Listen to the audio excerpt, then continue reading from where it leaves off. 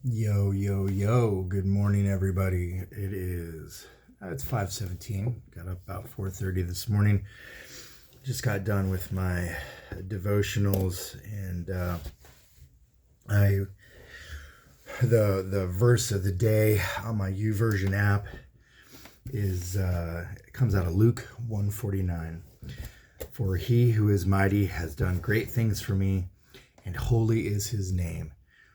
This is Mary talking about the Messiah that she's carrying at this moment, and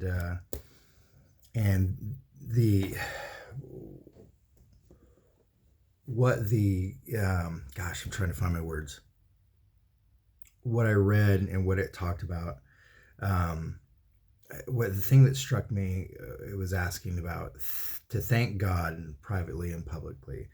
Um, it talked about life's trials and how they can cloud us, cloud our vision, and make it impossible for us to see past our struggles. And it said to make a list of the things that we're grateful for that God has delivered us from or kept His promises. I have to look at this verse also that I have hanging on my wall. It's kind of one that I carry with me as I go about my day, and it comes from Deuteronomy 31:8. It is the Lord who goes before you. He will be with you. He will not leave you or forsake you. Do not fear or be dismayed. I love this verse because it's a constant reminder to me that no matter what my circumstances are, no matter what the trials are that life throws at me, because the trials come, right? That no matter what, that God is always with me. I have 100% proof that God sees me through my trials, because He has for every time. There's just some that He hasn't yet. I have some major things here and it's not an exhaustive list. It's just the ones that came to me right off the bat. And for those of you who know me already, the first one's pretty obvious, and it's like a low-hanging fruit. But man, it's a big one, and it's part of my testimony. But Lord, my God delivered me from my addiction. For 23 years, y'all, I was out there doing every substance known to man. I was lost. I was down. I thought that I was alone. And in the end, in the last few years, I'd given up. I had accepted the fact that I was going to die a using addict.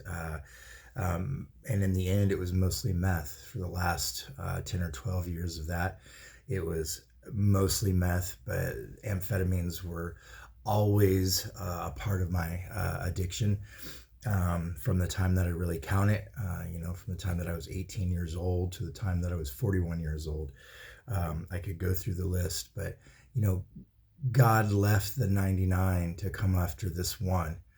And that's a huge testimony. And one of these days I'll tell that whole testimony, but that's a big one. He restored my relationships. When I went to treatment, and when I finally got to that point, because the people that I loved, the mother of my kids, she told me that I couldn't see my kids anymore. My mother had cut me off and said she wasn't going to allow me to live that way anymore. And just a lot of people in my life made that really difficult decision to help me find my bottom. And that kind of strength only comes through Christ, right? That's not stuff that comes really easy. If it was, there wouldn't be any addiction out here. People would be recovering all the time. So He's restored those relationships. He gave me my wife, Taryn. I get to be a dad again. All right. He gave me my home that I live in. He gave me a career. from that, right? From my active addiction, he gave me a career that I'm able to provide for my family. That kingdom assignment is also a part of that, right? Like my mission field is where I get to go to people that are like me and show them the goodness of God and his grace and his mercy and how much he loves us. And that he hasn't forgotten us. Because when you're out there in your active addiction and you think that even God has forsaken you, man, he hasn't. He's been there the whole time. He's just waiting for us to come to him. And sometimes it takes that move of the Spirit. In fact, I would go to say every time it takes that move of the Spirit to change us from the inside and to turn us back and to heal us from that shame and that guilt of who we had become in our active addiction, and let us know that we are forgiven and that we're loved. He gave me my physical health. Look, y'all, there's a lot of people that are in recovery, and the things that meth does to us, does to our bodies. To be on methamphetamines for 23 years, I came out pretty okay, and I am so grateful for that. I thank God for that every day. When I go out to the gym, that I'm still able to perform physical activities, that I can run, that I can lift, that I can work out, that I didn't end up with a lot of tics and scarring and a lot of these things. And I look at these things, and that's only God, right? That's not anything that I'm responsible for. That's God that saved me from that. And then he gives me a supernatural peace. Look, all you got to do is get on social media these days, especially in our little community here in our little corner of Southeast Kansas, and see the division in people, and not just our little corner, but in the world in general. If it's if it's utility increases, or if it's your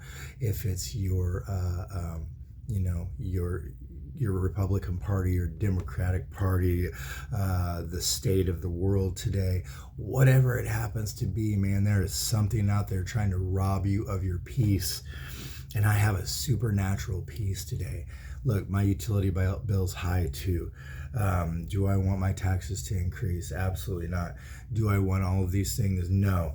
But do I let it rob me of my joy, of my peace? No, man. I look to God. Now, does that get my utility bill paid? No, absolutely not. But I know that my God is not going to leave me nor forsake me. Just like that verse in Deuteronomy says, it is the Lord who goes before you. He will be with you. He will not leave you nor forsake you. Life's trials can cloud your vision. It can make you only see what's right in front of you. It makes it difficult to see past our struggles, to see the goodness and the things that God has delivered us from, and to remind ourselves that he can be faithful. If he can save this worthless, lowly sinner and give him a purpose and give him a kingdom assignment, and have loved me through all of this, he can do that for you too. And my prayer for you today is that you find Christ, that he's with you. And if you already know Christ, that you allow his supernatural peace to wash over you.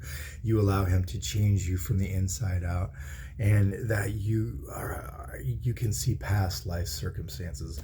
Look, I say this all the time, life be lifing. You might look at my life and think, oh yeah, well, things go great for him and it's easy for him to say. But man, last week I just spent $1,000 on my air conditioner to give it a Band-Aid for the next couple of years until I have to replace it. I just spent over $600 on my poor sweet cat that had to have a bunch of dental work done. I've had deaths recently, funerals I have to go to. There's one I have to go to today. I don't have to, I get to. And that sounds weird to say about a funeral, but because of what God has delivered me from, I get to be present and and glorify people and go to their celebrations of life and remember them and support their family. I get to do that today because I'm a changed individual. I'm changed from the inside out. And the only person that can be responsible for that is Christ. It's not anything that I've done. it's the supernatural changes that he's done inside of me. So my challenge for you today is to find that peace, to find that joy, and to be able to look past life circumstances. My sponsor always tells me that this is only temporary. And you know who else says that? Christ always says that this is just temporary. This place is not our home, right? We belong in heaven next to him, where we won't have to worry about utility bills. We won't have to worry about Trump or Biden or, border walls or racism or any of these things. We can rest in the fact that our God loves us, and he's going to care for us. And I love that. I can sit and be in the midst of all of these things, and do they suck? Yeah, they do. It's not fun to experience all of these things. Life be life, and but I have a peace that comes with that. So I feel like at this point I'm just early morning rambling. So I just love you. My prayer for you is that God will change you from the inside, and that he will give you a peace that surpasses all others, the same kind of peace that I experience. I don't know. I love you. God loves you. And I hope you all have a wonderful Friday.